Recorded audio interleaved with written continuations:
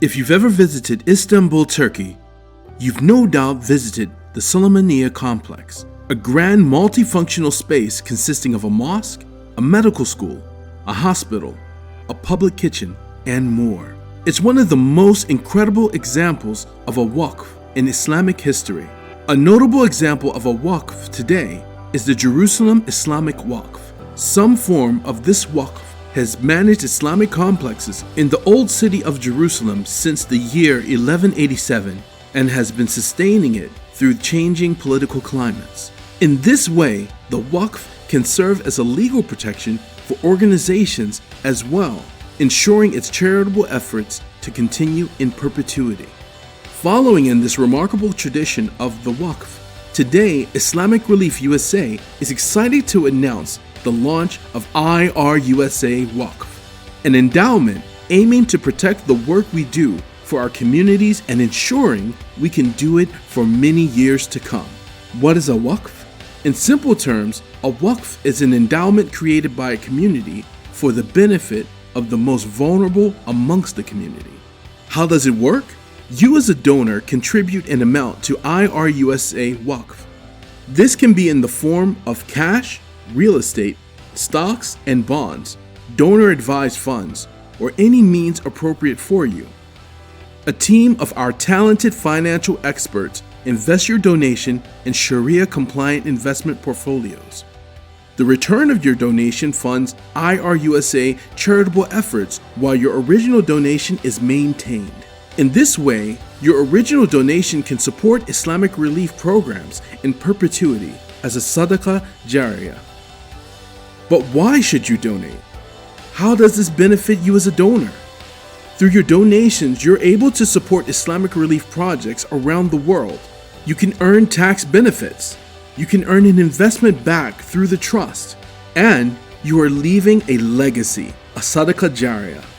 To learn more about what we do and how to leave your charitable legacy, visit our website at irusawaqf.org. IRUSA Waqf, reviving tradition, building legacy.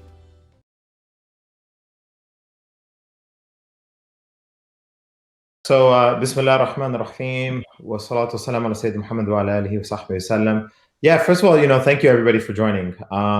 This is a really big deal in terms of the future of Islamic Relief. So Islamic Relief is an organization that's been around for a little over 25 years.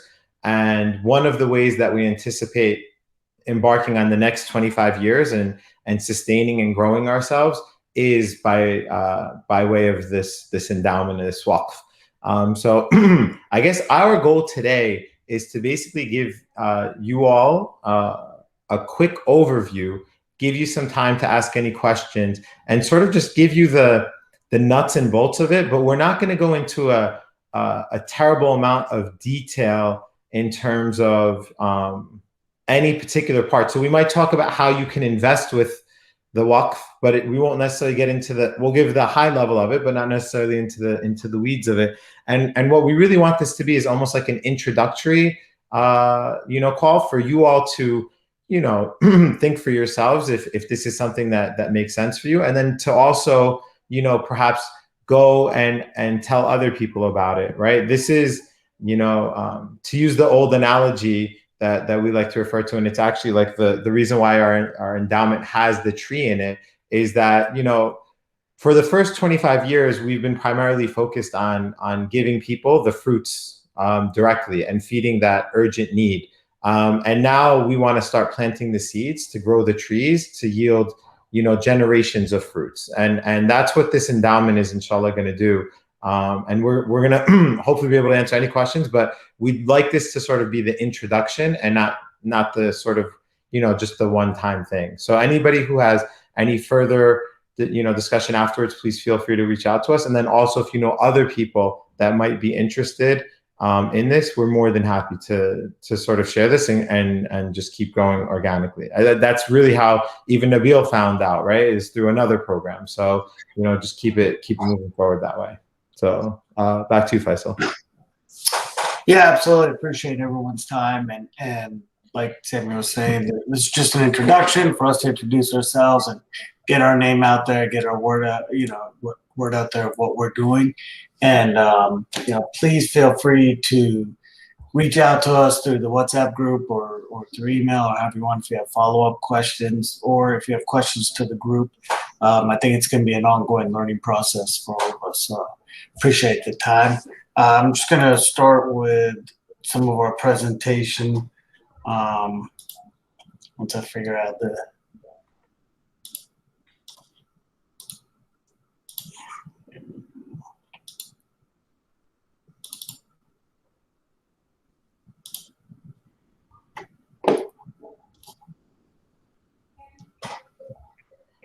So I can just go through this real briefly. And then if you have questions, please feel free to interject, or we can have brief question and answers at the end. But really, kind of what Sammy was discussing was the vision of the Waqf. The reason we exist is to establish a pool of capital that ensures the long-term sustainability, viability of Islamic relief. Right. We all know the challenges of the pandemic and what that hit, how that affected a lot of organizations in their fundraising, their ability to operate, their ability to continue to exist. And we want to protect organizations from that. We also want to reduce donor dependency and maximize the dollar of every donor. Maximize the impact of every dollar that's donated to IRUSA. So if we think about the vision, $1 billion in 25 years.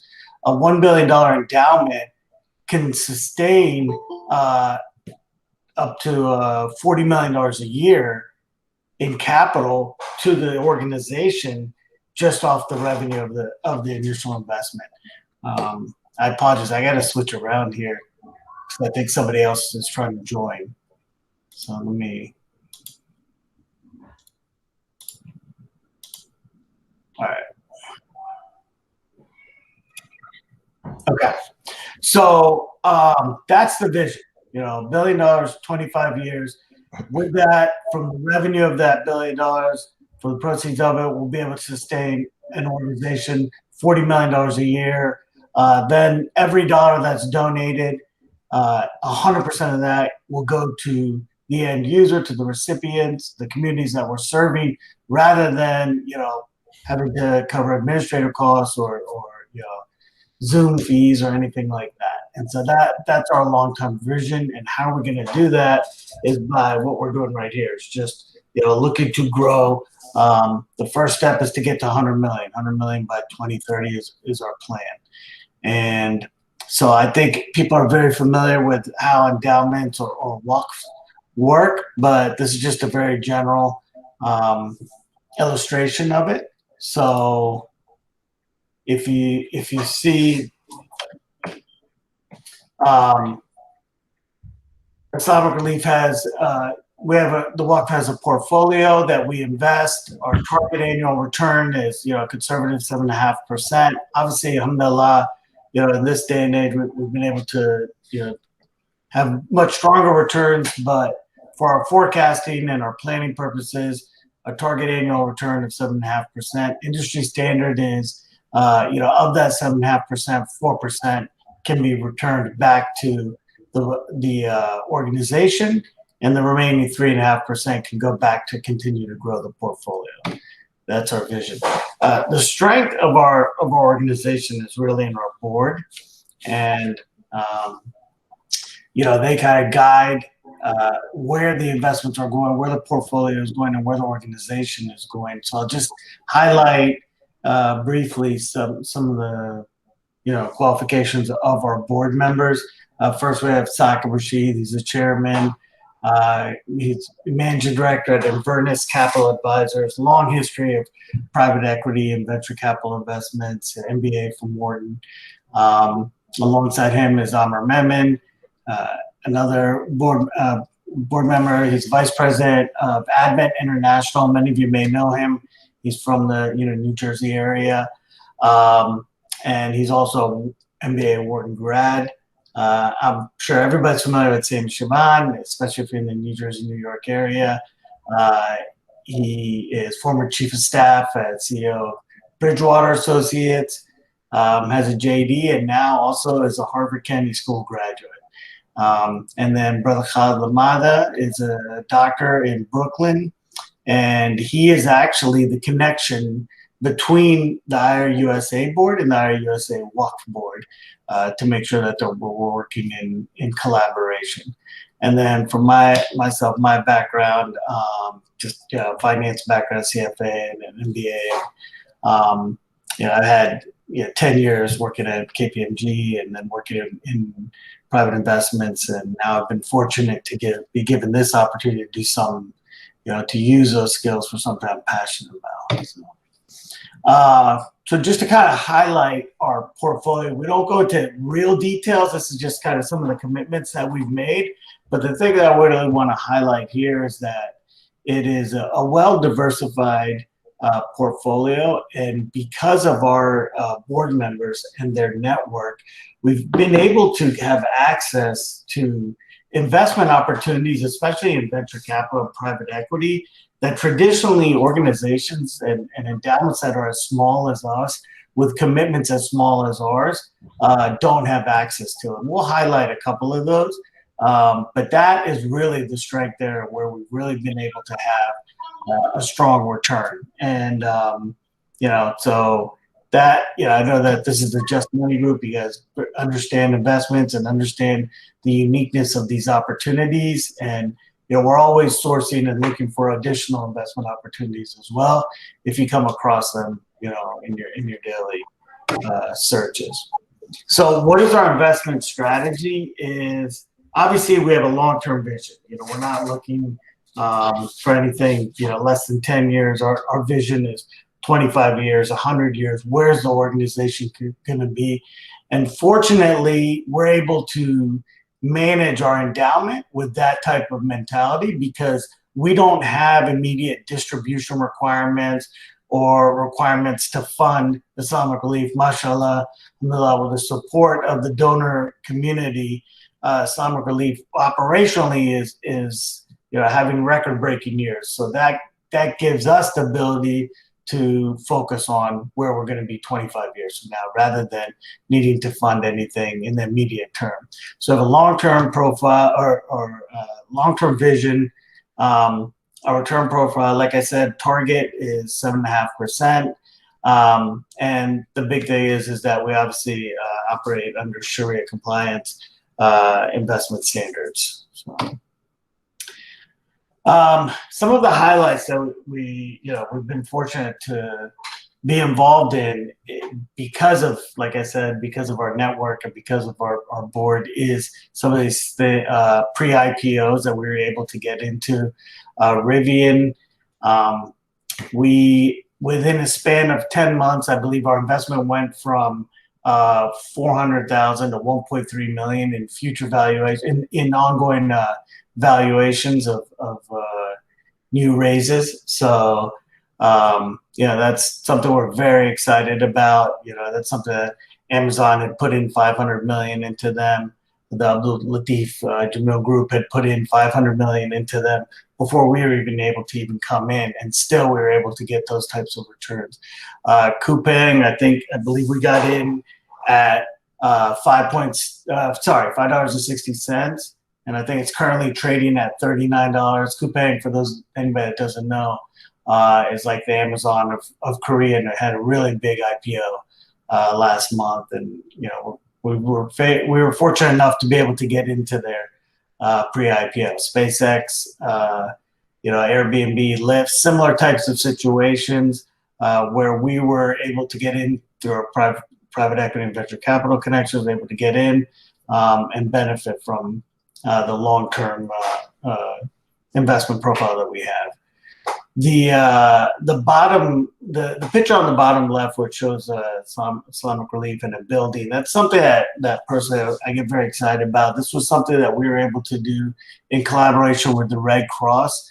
Unfortunately, as we know, Houston gets hit with a natural disaster, almost every year, and Islamic Relief made a long-term commitment to rehabilitation in that area. And they were sending out volunteers to do disaster relief and rehabilitation and rebuild efforts. But they were putting the volunteers in hotels, and it was getting very costly. And through a collaboration with the Red Cross, we were able to purchase a building, which we converted into a dorm that will host volunteers from all types of organizations, churches, as well as Islamic Relief volunteers. And alhamdulillah, it's also, a strong investment for the endowment. So that kind of shows an example of where just because of Islamic Relief's reputation and their efforts and their history of commitment to certain areas, we were able to get access to an investment opportunity that was supported by the Red Cross. So Red Cross actually funded the investment on our behalf because they have a long-term commitment there. So just a pretty exciting, venture for us. I kind of went over this before, but what are some of the benefits to our donors? Why do they get excited about it? Most of our donors, they're long-time they have a long-time commitment to Islamic Relief. They love the organization. They want to make sure that the organization continues to exist, and be able to produce even beyond their own lives. So they want to support the long-term operations. They don't want to see it fade away. Obviously, there's tax benefits, which we'll share a little bit of investing in, the endowment. And then the big thing that a lot of our donors are looking for is Sadaqah Jariyah and legacy. And, they already donate to Islamic Relief for their zakat purposes, but now they're looking for an opportunity for Sadaqah Jariyah, and the endowment provides that. So ways to contribute, alhamdulillah, there's many different ways that our donors contribute to our endowment. Obviously, just the standard traditional cash or credit card, those types of things you can do online. Just go to our website. Or Islamic Relief's website. It's up either website. We have ours, IRUSA or Islam IRUSA. Donors transfer stocks, equities, real estate, personal property. There's many different ways. And then obviously trust. Trust is the big thing that a lot of our wealthier, stronger performer donors look to do, and we'll talk a little bit about that, but those are just a legal vehicle where they can determine where the funds go and take major tax write-offs in the initial year of the donation. Bequests and estate plans, that's a big way that endowments grow. That's something that we're really focused on. We just want all our donors to think of us as they're putting together their estate plans. And mostly estate plans have a section for charitable donations, and we ask our donors to put a percentage in there for Islamic Relief, and then corporate grants and matching. A lot of our donors come from the corporate world, and a lot of organizations will match their donations either to Islamic Relief or to the Waqf. And if your organization doesn't do that, then reach out to us, and then we'll have our corporate grants team reach out to the organization and set up a relationship so you'll be able to do that. I'm not going to go into the details of the trust, but there's different types of trust. If somebody has a specific question about them, I can explain the differences in the remainder trust and the annuity trust. But the big thing to understand is that, when people ask us about setting up a trust or investing with the endowment, you're not investing with Islamic Relief. Typically, you establish a trust or your portfolio with your investment advisor or your financial planner, and then have the Waqf as a beneficiary or listed as a beneficiary or a designated organization in your plan. And so what we can do is help refer you to organizations that do that, but we are not the fiduciary managing the investments on your behalf. Once once we become the beneficiary of it and we receive it, then we invest it in the portfolio that I explained earlier. that's kind of the overview. I don't know if anybody has any questions or anything specifically that they'd like to follow up or get a little bit more details on.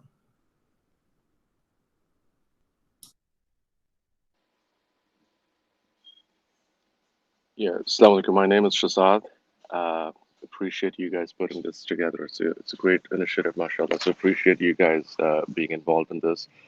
Just a quick question around what you were mentioning earlier, that you have been fortunate enough to be able to invest in private equity funds and a lot of other successful investments. How I work for a private equity firm myself. Would love to see if I can be of any assistance in helping you guys kind of get into some of the products. Two questions. One, how have you been able to do that in a Sharia compliant manner in the US? Because I oversee Middle Eastern fundraising for my firm, and I know it's always an issue. I've sometimes had to cut out large donations and institutional money because we couldn't work around the Sharia compliance structuring. And then the second question is, a lot of these firms, unless you're relying heavily on friends and family, a lot of these firms tend to have minimums. 5 million is probably as low as I've seen, but I heard you mention 400, 500,000. So how have you managed to do that? So two-part question.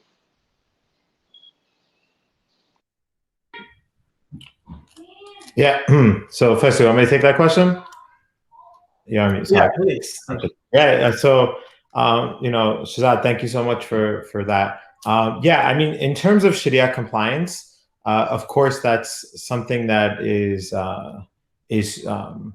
tricky, to say the least, and that's why for us, we don't rely on ourselves for it. We have Islamic scholars that review every investment that's made, and so we use different scholars that are out there that are in the field, and we're actually establishing even a more robust board right now of, inshallah, it'll be 3 different scholars to sort of have a consensus view of that.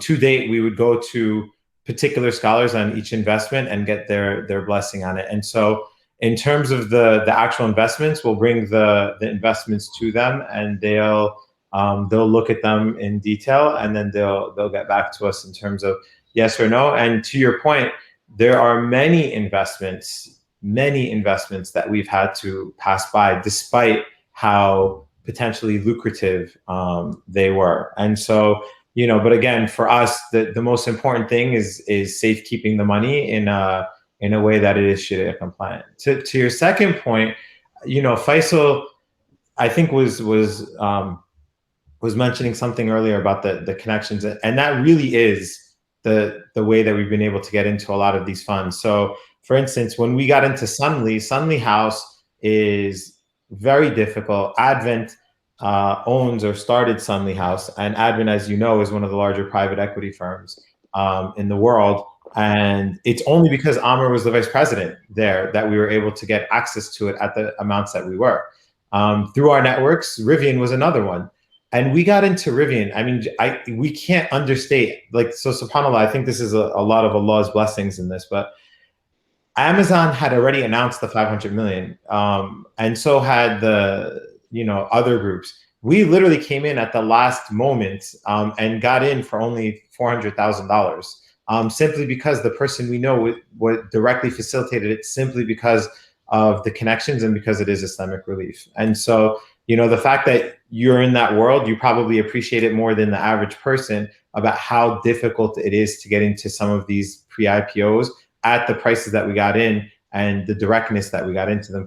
And sometimes we can't, we have things like Silver Lake, where we're investing in organizations that are investing in those. We're 2 or 3 levels abstracted from the actual investment, but sometimes we go directly in, and the Coupang deal and the Rivian deal are just examples. So our 7.5%, we didn't have the slide, I guess, this time, Faisal, of what our actual returns were, but they're significantly north of that 7.5% that we were targeting because of that. And as you know, the private equity term for us is about 7 years, and we're only a few years in, and we're still way ahead, not even counting that bucket of money, inshallah. So I hope that helps to answer some of your question. But happy to go into further detail if you'd like to, for any piece. Yeah, no, that's great. That's great. I might follow up separately. Don't want to take everyone through all the details, but appreciate that. Thank you. I appreciate that. I appreciate you reaching out and asking how you can help out. I'd love to connect with you and connect you with Amr and Sakib and our investment committee, and love to see if there's opportunities where we could work together. Yeah, it's actually like it's through connections like that, Shahzad, that we do that, right? Like exactly. you have an affinity towards Islamic relief, you want to see it go. You might have an opportunity at your private equity firm that normally would not be open to somebody less than 5 million, which is every single opportunity that we've come across, and every single time we get an exception. We just had another one for $1 million that we just invested, which was the same exact thing. The same exact thing. We should not have had access, but for the fact we have people like yourself and other people in the industry that have the affinity. So wanting to support the Islamic relief and do that, inshallah. Yeah, no, absolutely. Happy to help out in any way I can, inshallah. Inshallah. Thank you. So we didn't really go over the trust too much, but and Ayan is probably familiar with this, being sort of a fellow attorney. But the long and short of it is that a lot of these big endowments, so Harvard's endowment is one of the largest endowments in the world in America, at least. It's over $40 billion. And the trust mechanism is one of the most critical ways to do it. It is the way that people have found to be able, it's literally designed for rich people to give money, but still not lose money, right? And so in effect, that amount that you'd want to give would go to the organization almost completely, and you still get a benefit in a way that you don't really lose that much money either. And then somebody would scratch their head and say, well, how's that possible? Who's losing then? And it's the tax. It's Uncle Sam. It's the federal and state tax that are losing out in terms of the taxation. I don't necessarily, I could go into details if anybody wants to go through examples of it. But depending on which way you go, whether it's a lead trust or a remainder trust, there's an opportunity for you to benefit long term without necessarily having a bad turn. So for instance, I'll just go really quickly with a lead trust. We actually had somebody give like a $100,000 lead trust. And what that means is that for 10 years, they lock up that money. We get to, it gets invested with the investment advisor. The profits are split between the two of us at whatever rate that they want. And at the end of the 10 years, they get that 100,000 back. Plus they'll have whatever growth that they got based on that sliver that they took. They also got the tax benefit of having given that portion of money so there's also a tax benefit. We have all these examples sort of drawn out for you, but that's like a great example for people of our age range, where we might have a child that's 6 or 7 years old that we know in 10 years will need that money for college.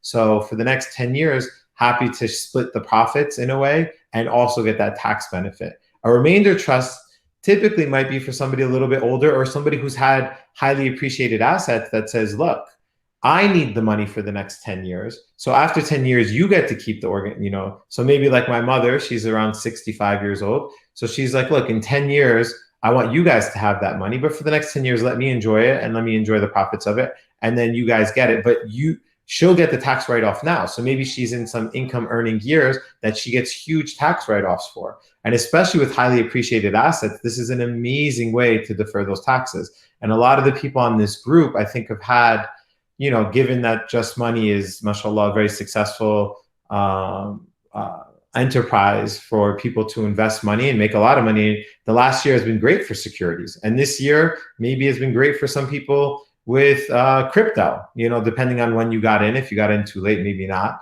But, in any case, you would find that capital gains tax, when you want to liquidate or move it, will kill you. But if you can utilize the trust, and we had one brother, mashallah, from Texas, who had a huge year last year, double-digit millions, and he wrote a trust for us, for a remainder trust for us for, what was it, Faisal, like 1 to 2 million? 2 million? Yeah, for $2 million.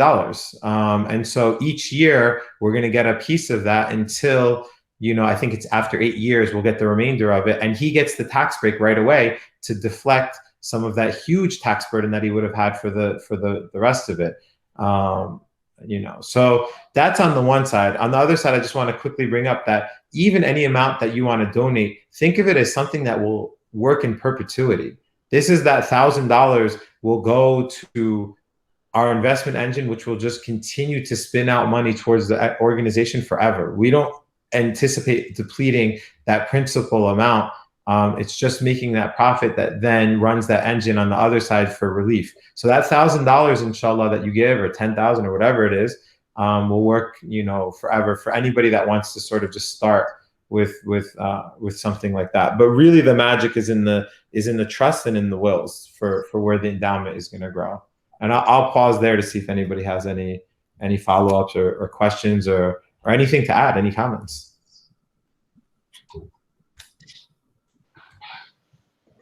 On that, are there any materials or something that you can? I'm not familiar at all with trust, just to be totally frank. But is there anything you can just send around that people can just read, and then whatever seems relevant, we can perhaps dig in more, or perhaps come back to you for more information, rather than, you guys doing 101s with 20 different people? Yeah, we do have some content. Absolutely.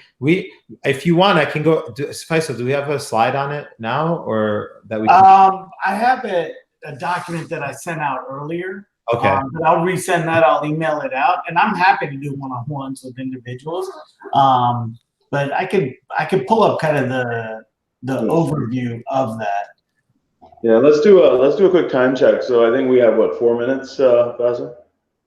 Well, we're fine on this one. That was on Zoom. We're getting cut off. Okay. Cool. So that's why we had to switch to the Google. Yeah. But if anybody needs to run, no offense. If you've got what you need, then alhamdulillah. Thank you so much for joining.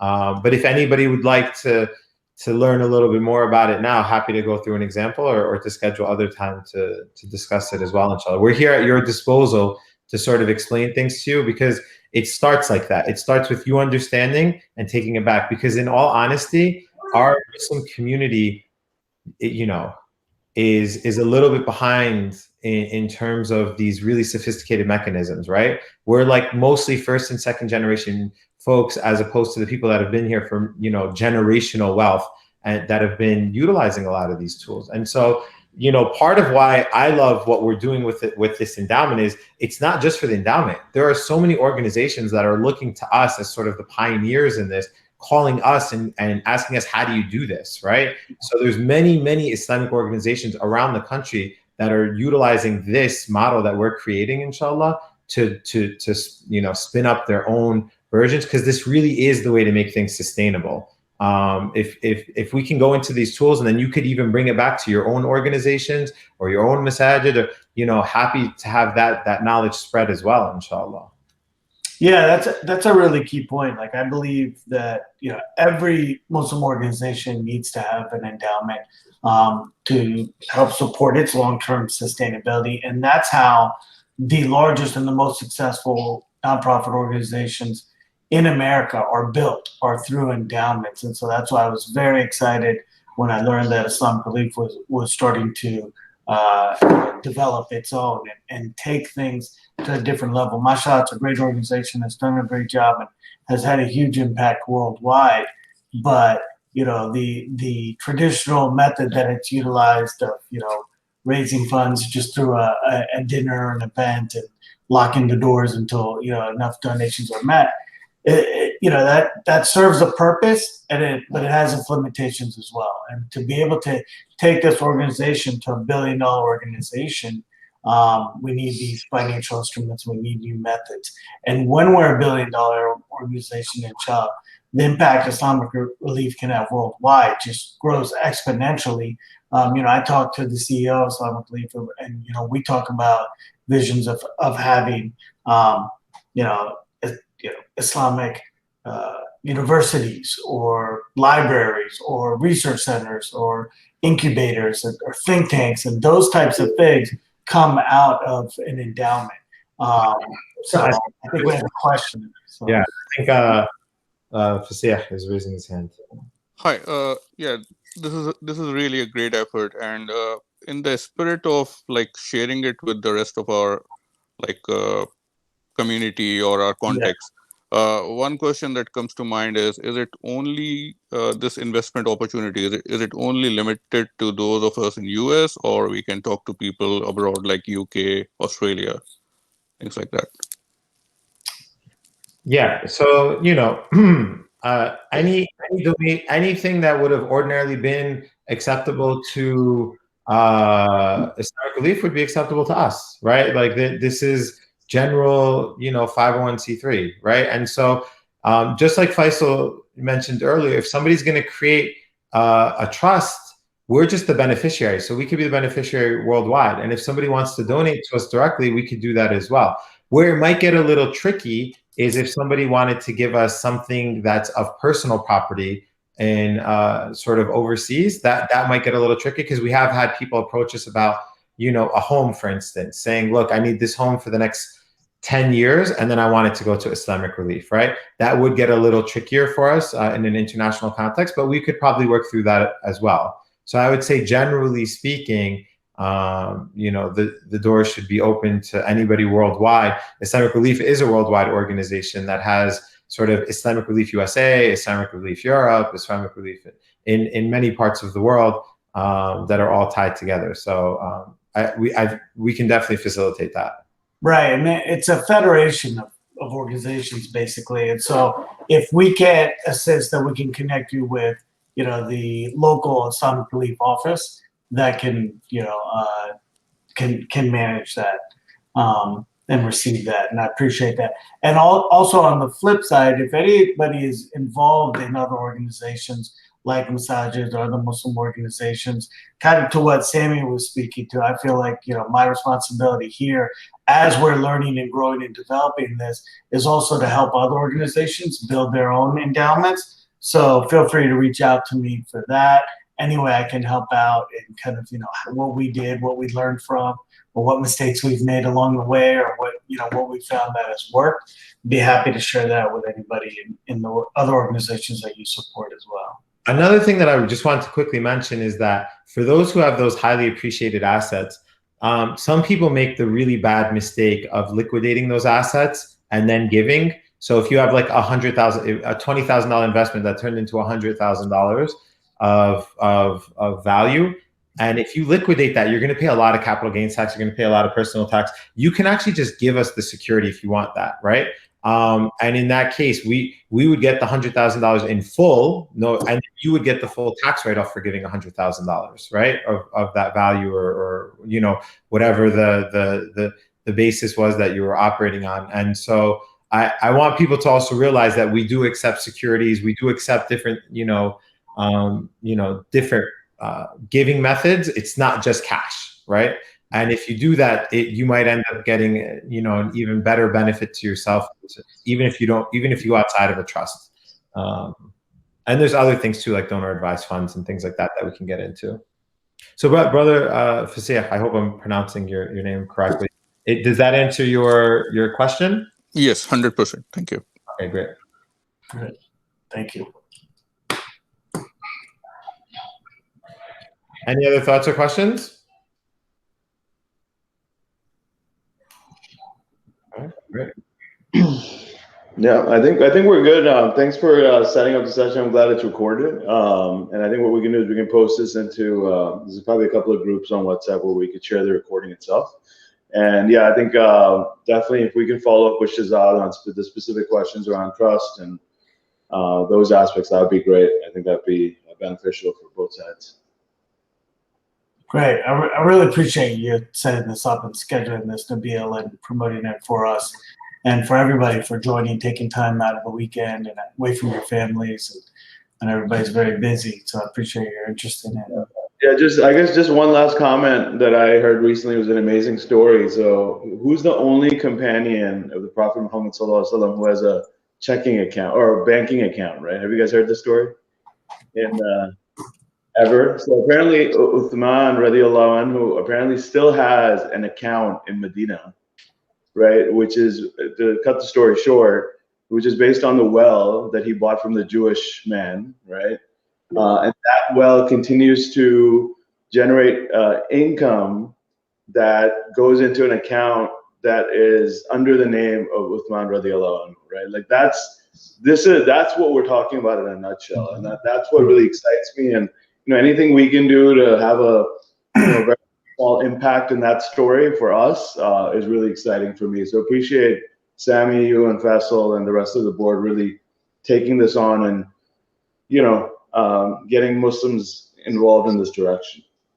Yeah, thank you so much, Nabil, for continuing to spread the word. We really, really appreciate it. It's through efforts like yours that the word will spread, inshallah, slowly but surely. And I think in a way that people will benefit personally, in this dunya and also in the akhirah and in perpetuity, inshallah, like you mentioned. I actually, the hotel, they built an entire hotel in Medina, and the plaque, I could send it out, says, the Waqf of Uthman ibn Affan, right? Like, it's amazing that 1450 years later, and now that hotel, all the revenue from that goes back where? To the Waqf, right? So, yeah, it is amazing, inshallah. So jazakallah khair, guys.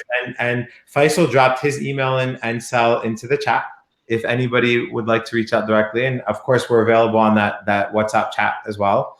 And we'll get back to you guys on those follow-ups, inshallah. Any comments, Shazan? You have a question? No, I think this is great. Really appreciate you guys taking this initiative. And Nabil, thanks for letting me know about this. Yeah, thanks for jumping on, guys. Appreciate it. All right, we'll give you guys back your Sundays. Thank you, everybody, for your time. Thank you. Thank you, guys. Islam.